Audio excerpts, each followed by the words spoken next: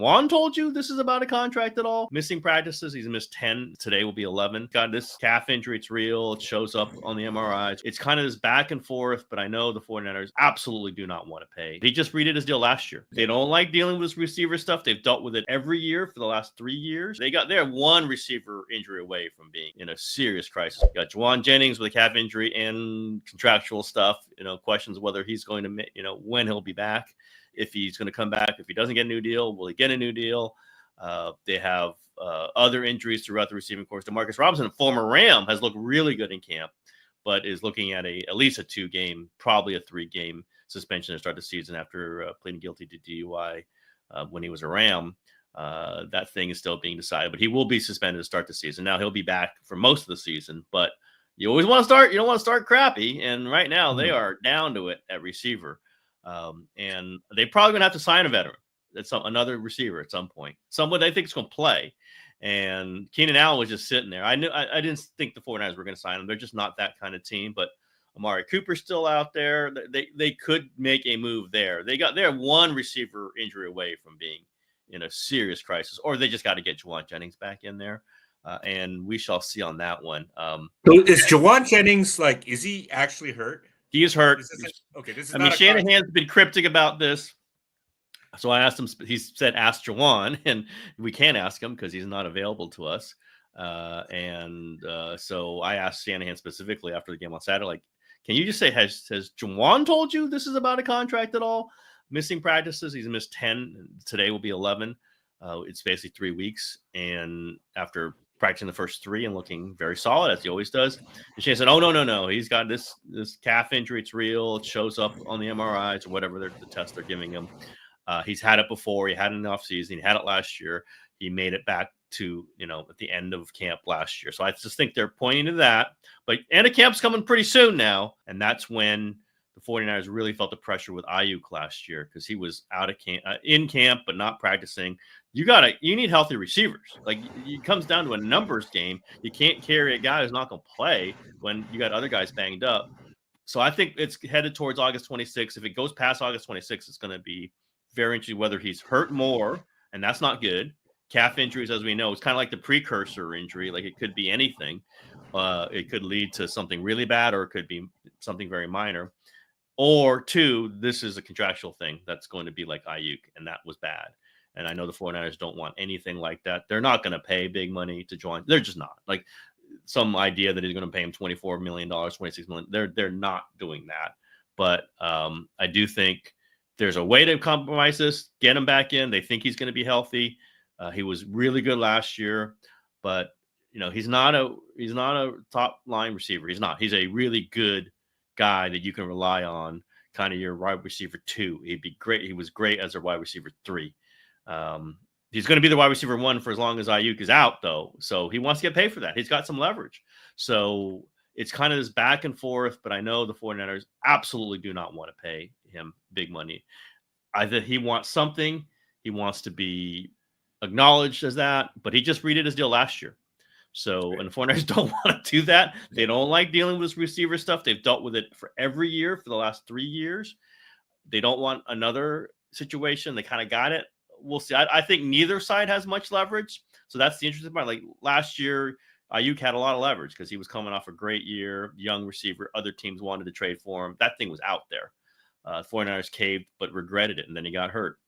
There you don't hear other teams going, we'll give up a first-round pick for Jauan Jennings. You just do not hear that. Maybe it's just quiet, but I just think there's a moderate way to do this, and the 49ers are going to have to do it.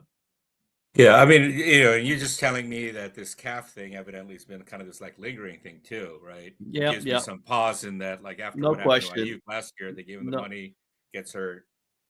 Christian McCaffrey. At some point, though, I think this might be extra caution by Jauan Jennings. He probably could practice. I don't want to speak for anybody's body, as Jim Harbaugh often says. I'm not inside his body. I don't know, but I think there's some extra caution on this, or he could go through some drills. Maybe. I'm not reporting this. Don't aggregate me. And I know you're dying to aggregate me, Dylan, your style. But I think it's combined. These two things are combined. It's he's a little hurt. they're a little worried about the injury, but it's also he wants a contract, and also he hasn't getting a contract. It's these kind of things, layers and layers upon this. If the sense is, if they wait a couple weeks, he can get back to practice, and he probably is going to want some more money, but it won't be a lot of money. And maybe the 49ers say you get zero money. Maybe that's not out of the question. I think at some point it will come down to, like it came down to Nick Bosa 3 years ago. It came down to Trent Williams 2 years ago with Bosa. Trent Williams, Christian McCaffrey, and Aiyuk last year. They'll move a little. They'll be pissed about it. They'll complain about it, and I hear their complaints a lot. But maybe they'll draw the line. The Aiyuk thing really pissed them off last year, and it still pisses them off. And you can't help that he got hurt, but that pisses them off too, that they're paying him all this money. He's not going to be playing for 6 weeks probably. These are all things that are in the mix with Jauan Jennings, but I don't think it's going to get that far. If it does get that far, they got some issues. But Jauan Jennings probably has some issues too, because, man, he blows out a year. He's 29. He has not played a year, and he's had one good season. And there's a recurring, like these are things that are on. So it sort of reminds me of the Kuminga situation we've talked about a little bit. Like, it's just like there's double pressure on both sides, which almost makes it harder. It's easier when one side has all the leverage because you just do that deal. When both sides have or don't have leverage, it's kind of hard to like knock it through there because they both think, hey, I can just stay here, and what are you going to do about it? It's very, very interesting. Now, I usually don't want to talk preseason football games, but given the Niners, all the turnover that they had, kind of going younger and stuff, did you make anything on this loss to Denver? Not really. I mean, their backups, they played their backups. Denver started their starters. The 49ers second team drives down, scores a touchdown, and then they look horrendous the rest of the way. Their backups are not good. They're young, or their third stringers are actually second stringers, and their fourth stringers are actually third stringers. They're not deep. They cut out a big part of their depth in the spring. 49er fans hate when I say this, but I will continue to say this. They could be deeper right now. They just chose not to be. We'll see how the young players, I understand it. The young players have room to grow. They played two terrible quarterbacks who will not be part of this team. Carter Bradley, Gus Bradley's son, and Tanner Mordecai, who was cut. So you can't really evaluate it based on that. The defense looked fine without playing any of their top line guys. They just need their frontline guys to stay healthy, and then really more than ever. Last year, it all fell apart, even with some depth when the top guys got hurt.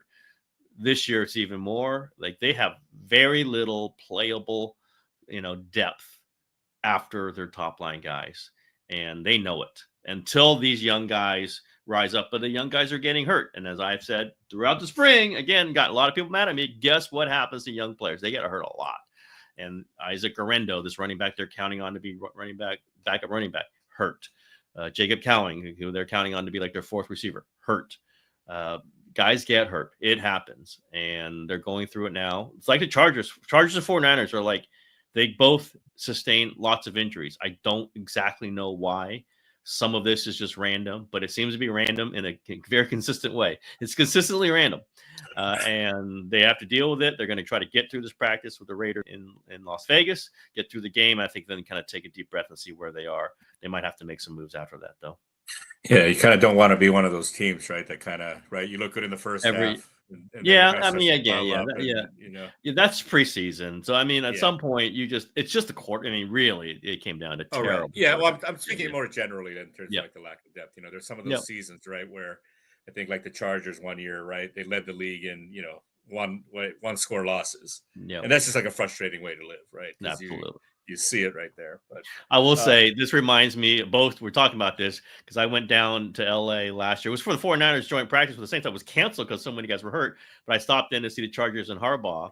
And, I can sit down with Harbaugh when I get down there. But everybody was hurt that day because they had played a terrible preseason game. Herbert was hurt. McConkey was hurt. Bosa, of course, wasn't practicing. Khalil Mack, of course, wasn't practicing. I think Alt was the only good player who was practicing. And the quarterback play was so – remember, they made a quarterback move after that. And Harbaugh was so pissed during the practice. He was like swearing at people. I go, God, that's so great. I get Harbaugh on the day. He's furious. And he was not happy and sitting down with me. He was willing to do it, but he was pissed off. He was not very talkative. And that's what happens to teams when they don't have the right guys. And they really the Chargers, as you're reminded, the quarterback situation was terrible, and they made some moves at quarterback behind Herbert. We'll see Trey Lance, Trey Lance, and who knows, but it is a very interesting time for teams that get banged up. This is right in the middle of it. It's dog days, and you need to build up kind of like layers of that. I'm a big proponent of that, and man, I don't care if it gets people pissed off. 49ers kind of went away from that, and it's gonna come back to bite you almost every single time.